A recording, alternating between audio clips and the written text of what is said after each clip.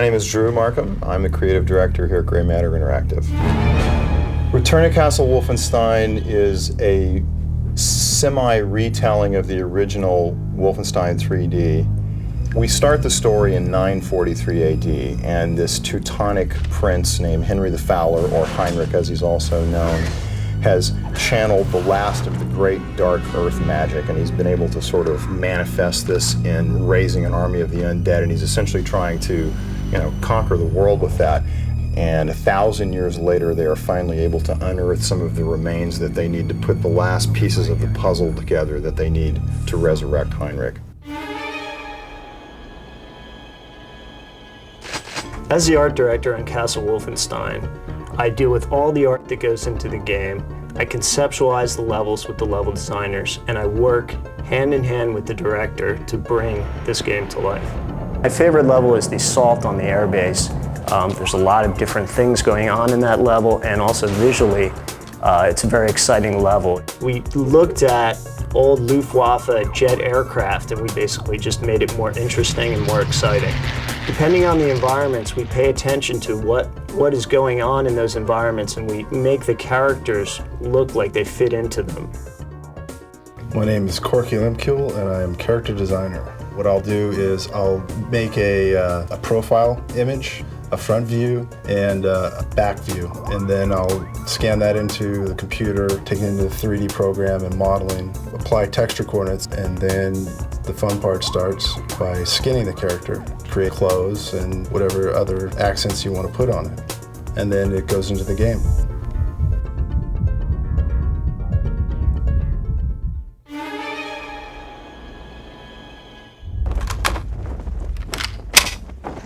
My favorite character in the game is definitely BJ Blazkowicz. Of course, he's the hero. He's the American quintessential kick down the door, take no prisoners type of guy. Since this is a first-person shooter and BJ is going to have a lot of work in front of him, we've decided to supply him with lots and lots of tools of the trade, lots of weapons. We do have all the standard World War II era weapons in the game.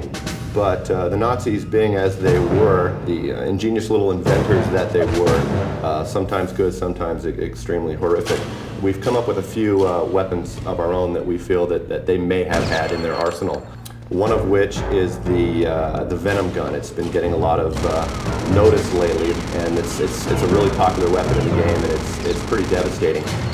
As well as the flamethrower. It's an amazing weapon used in close quarters combat, clear rooms, bunkers, manholes, and such. As well as the Tesla gun. And basically what it does is it shoots arcs of electricity out, varying degrees of damage depending on how many enemies are in the room.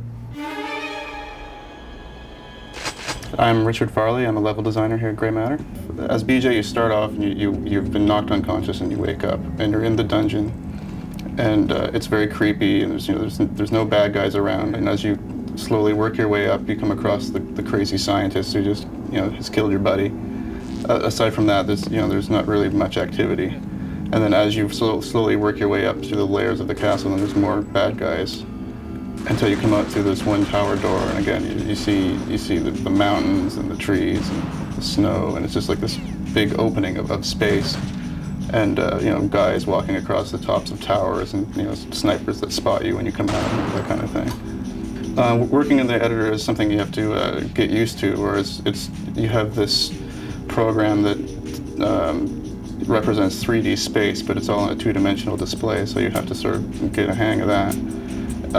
It can be pretty intimidating at first, with all the lines and entities and vertices and this whatever other E's you can think of.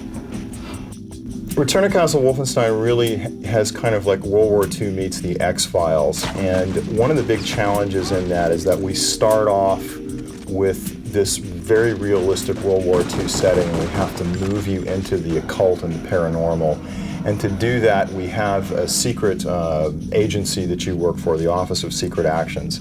And when they send you in, they're dubious themselves about the information that they've received. They've heard that these strange paranormal and occult ceremonies are going on.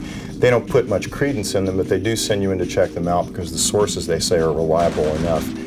And of course, as the player, when you do go in, you find out that not only are they real, they're more than real. It was over the top, more than they even imagined.